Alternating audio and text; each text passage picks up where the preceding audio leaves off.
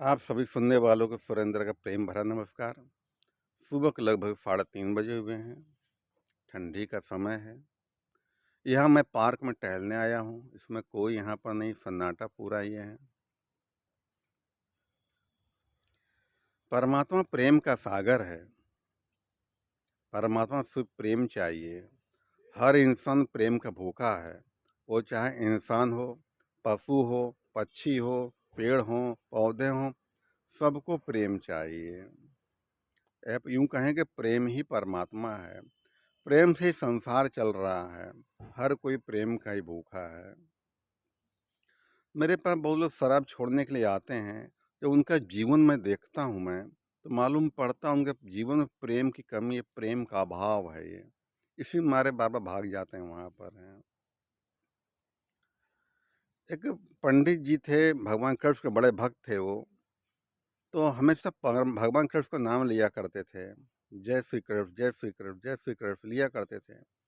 उसकी पत्नी का स्वभाव बड़ा विपरीत था वो है। एक दिन क्या हुआ, पंडिताइन ने लड्डू बनाया और कहा पंडित जी अब हमने लड्डू बनाया है। तो पंडित कहने लगे पहले हम जाके भगवान मंदिर में जाके भोग लगा के आते हैं तब खाएंगे। अब गुस्सा आ गया उसको। कहना हरदम जय श्री जय कृष्ण, हरदम जय कृष्ण, जाओ फिर। पंडित जी गए, थाली लेकर लड्डू ले गए, मंदिर में गए और बैठ गए। कहे प्रभु, हे प्रभु भोग लगाइए।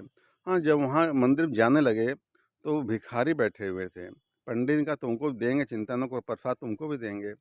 कुछ कुत्ते बैठे हुए थे वहाँ पर। पंडित जी का तुमको भी हम देंगे, प्रसाद देंगे। अंदर गए, बैठ गए, प्रभु भोग लगाओ, भोग लगाओ, भोग लगाओ। भगवान भोग ही नहीं लगा रहे हैं। धीरे धीरे क्या देख रहे हैं, वो मक्खियाँ आने लगीं, उनको भगाया। धीरे धीरे चींटियाँ आने लगीं। करीब करीब 1.5 घंटा बीत गया, भगवान ने भोग नहीं लगाया।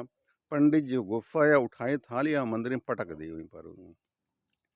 कुछ लड्डू बाहर गिरे जाकर के, कुछ भिखारी टूट पड़े, कुछ कुत्ते खा गए, बचा खुचा मक्खियाँ और चींटियाँ खा गई। पंडित जी गुस्से में गए, घर जाकर लेट गए, सो गए। मूड खराब उनका हो गया, भगवान ने भोग नहीं लगाया, सो गए वो। थोड़ी देर में गहरी नींद आई। भगवान सपने में प्रकट हो गए। कहने लगे पंडित, तेरा दिया लड्डू मैंने ग्रहण कर लिया, लेकिन मुझे मज़ा नहीं आया, मुझे आत्मसंतुष्टि नहीं मुझको मिली। तू प्रेम से खिलाता तो मेरी आत्मा तृप्त हो जाती। आखिर खाया सब मैंने ही। मैं तेरे पास भिखारी रूप में आया, कुत्ते रूप में आया, चींटी रूप में आया, मक्खी रूप में आया। आखिर सब खाया मैंने ही, लेकिन हमारी आत्मा तृप्त नहीं हुई, क्योंकि उसमें प्रेम नहीं था। उसमें प्रेम से आदमी को एक गिलास पानी पिला दो ना, आदमी की आत्मा तृप्त हो जाती है। और उसको डांट के, गाली दे के, मार के बढ़िया बढ़िया पेप्सी पिलाओ, बढ़िया खाना खिला दो, उसकी आत्मा तृप्त कभी नहीं होती है। एक छोटा बच्चा होता है, माँ खाना खिला रही, बच्चा रो रहा है, और जबरदस्ती माँ ठूसे जा रही है, उसको खिला रही है। पेट तो भर जा रहा है उसका, लेकिन आत्मा तृप्त नहीं उसकी हो रही है। तो जितना प्रेम संसार में जित प्रेम संसार में कभी छिड़े न अंत हो, न प्रेम पूरत हो। प्रेम कभी छिड़ता नहीं है, प्रेम कभी अंत नहीं होता, प्रेम कभी पूरा नहीं होता है। निसंदेह इंसान को धन और जान प्रिय है। निसंदेह इंसान को धन और जान प्रिय है, लेकिन प्रेम की खातिर लोग दोनों कुर्बान कर देते हैं। प्रेम के खातिर बहुत लोग जान दे चुके हैं, धन बर्बाद कर दिया प्रेम खातिर। वो प्रेम है। प्रेम अमर है। प्रेम कभी मिटता नहीं है, प्रेम कभी मरता नहीं है। दुनिया जब से है सृष्टि, तब से प्रेम है और आगे भी रहेगा। प्रेम कभी ख़त्म नहीं होता है। आज देखता हूँ संसार में प्रेम का अभाव है, अभाव है। एक परिवार में देखता हूँ प्रेम नहीं लोगों से रह गया है। न माँ बेटी को रह गया, न बेटे बाप से रह गया, न भाई भाई में रह गया, न सास बहू में रह गया है। प्रेम केवल अभाव है। जहाँ प्रेम नहीं होता है वहाँ पर मज़ा नहीं आता है वहाँ पर वो। और जब प्रेम इंसान के जीवन में होता है तो बड़ा खुशनसीब होता है वो इंसान है कि प्रेम मिल रहा हुआ है। समस्या क्या होती है, इंसान प्रेम लेना चाहता है, देना नहीं चाहता है। लोग उससे प्रेम करें, भैया दोगे तभी नहीं लोगे। जब धरती में एक बीज गेहूं का बोओगे तभी तो उसमें पौधा उगेगा। अब बिना बीज बोए पौधा कहाँ उगेगा।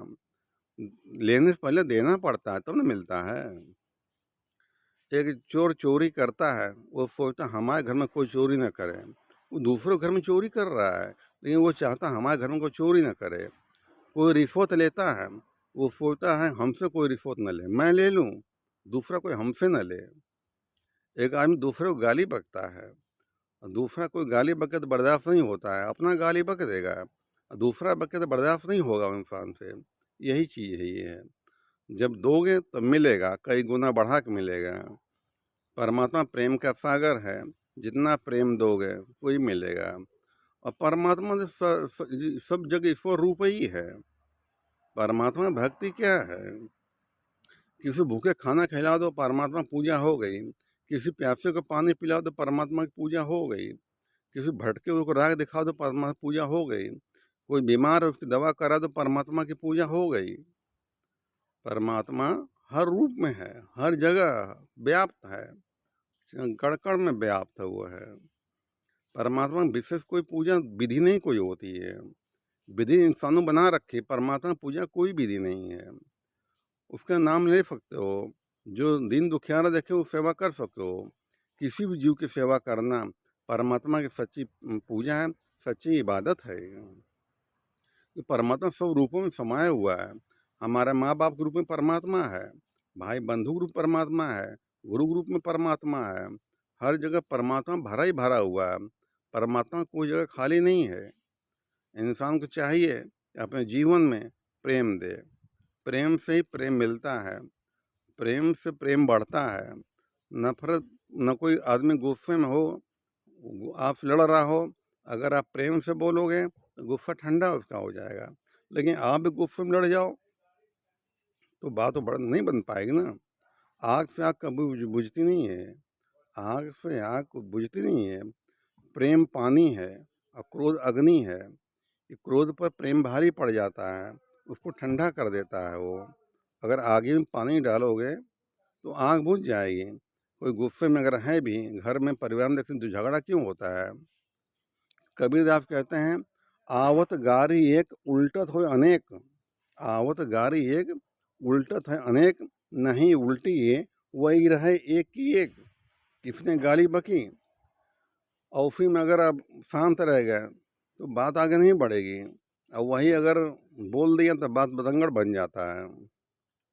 एक डॉक्टर अपने कंपाउंडर के साथ कहीं जा रहा था, कार में बैठा हुआ कहीं जा रहा था, और कार कहीं खड़ी कर रहा था।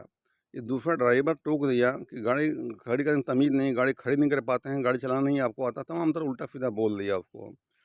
डॉक्टर साहब कंपाउंडर बैठा हुआ था। जब डॉक्टर ने गाड़ी खड़ी की तो कंपाउंडर बोला, सर डॉक्टर साहब वो 2 टके का आदमी है, आपकी इतनी बात सुना दी, आप भी सुनाई उसको, बेइज्जती करो उसको, डांटो मारो। तो डॉक्टर कहता है, अगर वो हम भी करेंगे तो उसका हमारे में क्या कमी रह जाएगी? मैं जानता हूँ 2 टके का आदमी है, मैं उसके मुंह लगूँ, अपनी बेइज्जती में कराऊंगा क्या? ऐसे मुंह लगना उचित नहीं होता है। कोई बोल रहा है, कोई गाली दे रहा है, वो तो पागल है ही है, उसका मूड खराब है, हम काहे मुंह लगे हैं? हम काहे मुंह लगे हैं? अपनी इज्जत काहे बिगाड़े? 100 बात की एक बात, अपनी इज्जत अपने हाथ, अपनी इज्जत अपने हाथ में होती है, चाहे बना लो चाहे बिगाड़ लो। जुबानी ऐसी चीज़ होती है, मीठा बोल लो या कड़वा बोल लो, चीज़ एक ही है, इस्तेमाल 2 तरफ कर सकते हो। जिभ्या बड़ी बावरी बोल करके बवाल, बोल के भीतर घुस रही जूता पड़े कपार। उल्टा सीधा आदमी बका देता है, आज जूता पड़ने लगता है, जीभ अंदर घुस जाती है। कबीरदास कहते हैं, ऐसी बाणी बोलिए मन का आपा खोए, औरों को शीतल करे आपहू शीतल हो। कहते हैं ऐसा मीठा बोलो कि दूसरे वाला भी शीतल मन हो जाए और अपना भी शीतल मन हो।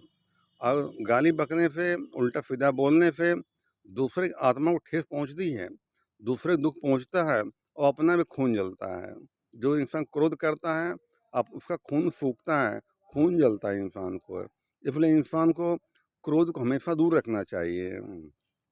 अगर घर है, परिवार या बाहर कोई आपको बोल रहा है तो देखो मेरे में कमी क्या है, उस कमी को सुधारो। कोई फालतू नहीं बोलता किसी को। अगर बोल रहा है परिवार में ही या घर में कहीं बाहर, तो देखो मेरे में कमी क्या है, वो कमी को सुधारो, लड़ो मत उससे, कमी सुधारो। उसमें एकांत बैठो और चिंता मनन करो, आखिर उसने बोला क्यों, मेरे में कमी क्या है। अपने भीतर जाओ तो मालूम पड़ेगा कमी मेरे भीतर है ही है, और उसे सुधारो। और अपनी कमी नहीं है, कोई फालतू में बोल रहा है। दुनिया में बहुत लोग मानसिक रोगी हैं, मत मुँह लगो उससे, किनारे हो जाओ।